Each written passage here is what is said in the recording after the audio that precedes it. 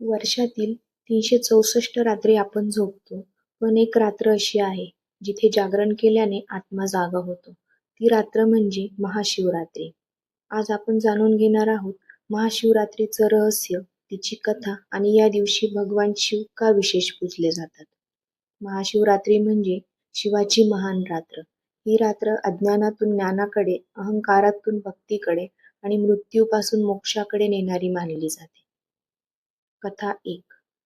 शिव-पार्वती विवाह कथा. पुराणांनुसार या दिवशी भगवान शिव आणि माता पार्वतींचा विवाह झाला. माता पार्वतीने अनेक जन्म कठोर तपस्या केली आणि अखेर महाशिवरात्रीच्या दिवशी तिला महादेवांचा स्वीकार मिळाला. म्हणूनच ही रात्र प्रेम, समर्पण आणि एकात्मतेचं प्रतीक आहे. कथा 2. समुद्रमंथन आणि निळकंठ कथा. देव आणि असुरांनी समुद्रमंथन केलं.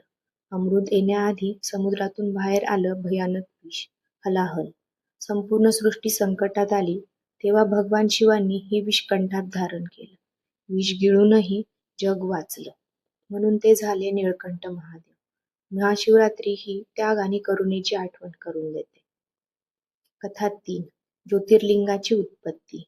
ब्रह्मा आणि विष्णूंमध्ये कोण श्रेष्ठ यावर वाद झाला. तेव्हा अनंत अग्निस्तंभ प्रकट झाला. तो होता शिवलिंगाचा दिव्य रूप, ज्याचा आरंभ नाही, अंत नाही, तोच महादेव.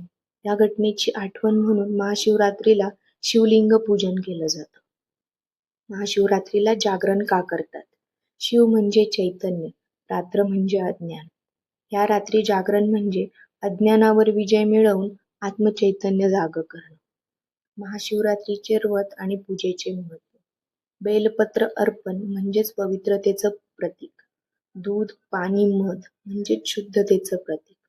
ओम नमः शिवाय जप म्हणजेच आत्मशुद्धी. ही पूजा इच्छा नव्हे, शुद्ध भावनेने केली जाते. महाशिवरात्रीचा आध्यात्मिक संदेश. महादेव सांगतात, सोड जे बांधून ठेवले, स्वीकार जे मिळालंय आणि शांत राहा. शिव म्हणजे देव नाही, फक्त शिव म्हणजे अवस्था. जो स्वतःला शून्य मानतो, तोच शिवाला भेटतो. या महाशिवरात्री अहंकार विसरा, मन शांत करा आणि मनापासून म्हणा, ओम नमः शिवाय. जर तुम्हाला ही कथा आवडली असेल तर लाईक करा, चॅनल सबस्क्राईब करा आणि हा व्हिडिओ सर्व शिवभक्तांपर्यंत पोहोचवा. हर हर महादेव.